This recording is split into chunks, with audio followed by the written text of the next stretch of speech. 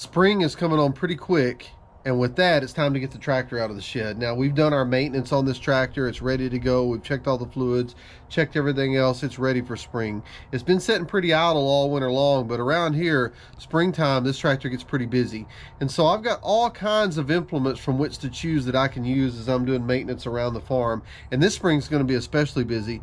All winter long, we've been building a new house, so we've got to do things like plow food plots for wildlife, get gardens ready, shred around tank dams, and just beautify the place a little bit to just get it ready to look nice through spring and summer and even beyond.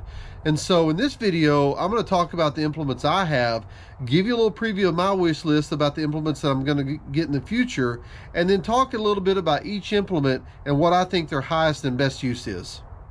As far as maintenance tools are concerned, the shredder is a must-have, and the shredder is really not a finished mower, but it's more kind of a rough mower. It's something you're going to take out to the pasture and be able to knock down big weeds, and in some cases small brush. It's not really good on bigger trees, but small brush, small trees, big weeds, things you really want to clear an area pretty quick, a shredder is the way to go. Now, it doesn't always cut it cleanly, and that's what a finish mower is for, but if you need to knock down a bunch of old growth grass or some brush or something like that pretty quick, the shredder is the way to go. The second maintenance tool I use is just the straight blade, and the straight blade is great for maintaining the ditches around my roads coming in and out of the place.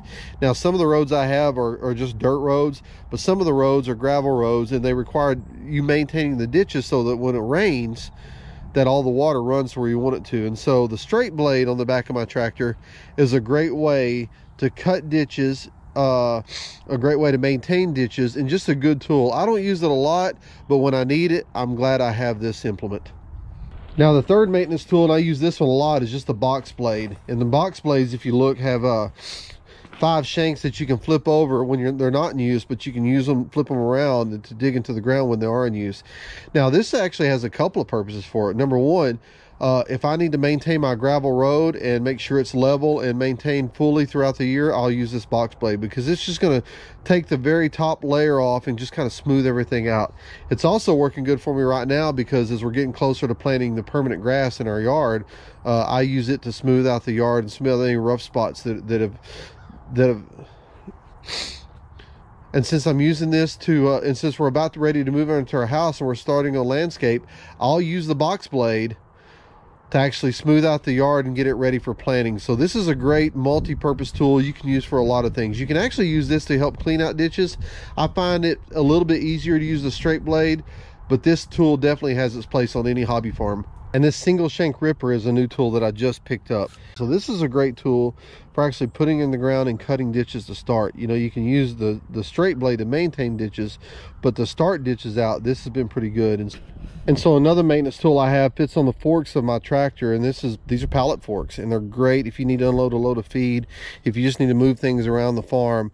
This is probably the most used implement that I have, and it's really handy, and I just use it all the time because, again, I can take the bucket off the tractor, which the bucket on my tractor is used for moving material, not digging. And so I can take the bucket off the tractor, put the pallet forks on there, and really use this for a variety of things. I can move trailers around with it. I can pick up different implements that I don't need to hook to the 3-point hitch on my tractor and move implements with it. I can do all kinds of things. And again, these pallet forks are really an indispensable part of my farm. And so when we're talking about tillage tools on the farm, there's a lot of choices here too. I don't have a lot of tillage tools because I feel like what I've got is enough, but like this first one, this disc plow, or there's a lot of names for them. Some people call them disc plows, disc harrows, all kinds of names for them. But the disc is a general purpose kind of tool, really used for if I plowed up my front yard and get ready to plant and I need to kind of finish plow it and break up the clods. This is a great tool for doing that. It's not real heavy, so it's not going to plow deep, but it's just really kind of more of a finishing tool for when you need to break up big clods and smooth out an area that you may have plowed before. My second tillage tool is this little field cultivator that I have. Now, mine has small shanks, but you can put wider sweeps on this to plow a little more ground. But if I need to break up some ground and really start getting ready for planting, this is one of the first things I'll use. If you've got a little bit of a hard pan or rocks on the property, this will help break all that up. It's, again, not a heavy duty tool, but none of the tools I have that fit on my tractor are heavy duty tools. But if you're breaking up a small area for a garden or a wildlife food plot, or just to get ready to plant a yard in grass, or just some kind of any small plot, this is a great tool for that. And this one is a really handy tool. It's just a tiller attachment. It's just like a garden tiller you'd use, except mine is about 4 feet wide. It's got really aggressive teeth that when you turn it on, it'll really eat up the soil. And so if you need to really break out an area for a garden, or get your soil really fine and get it ready to plant, this is the way to go. Now the downside is it's not very fast. You've got to move pretty slow with that. But these tiller attachments, it would be another must-have piece of equipment on a small hobby farm, just because they're so versatile. And not only can I use this as tillage equipment, I can also use it to help dig out a hole. So for example, I may run the tiller over first to break out the soil and loosen the soil about 6 inches deep, and then I can use the bucket on my tractor, which again, the bucket is made for scooping and not digging. But once I loosen the soil with the tiller, I can use the bucket on my tractor to start removing the dirt out of there and moving it somewhere else. And it's real handy if you're just trying to dig some kind of small hole to use. The last time I did that, I made just a small pond, which was about 4 feet deep, but I made a small pond using nothing but a tiller and the bucket on my front end loader to move the dirt ultimately. As far as my wish list is concerned, I don't have a whole lot of implements on my wish list. I've got a pretty good setup as it stands, but a couple of things I would like to have would be like a grapple bucket. And the purpose of a grapple bucket is to grab limbs and other debris that you can pick up and actually move. And so to do that, I've got to modify my tractor a little bit. I've got to provide a third function on the hydraulic remote, which is not hard to do.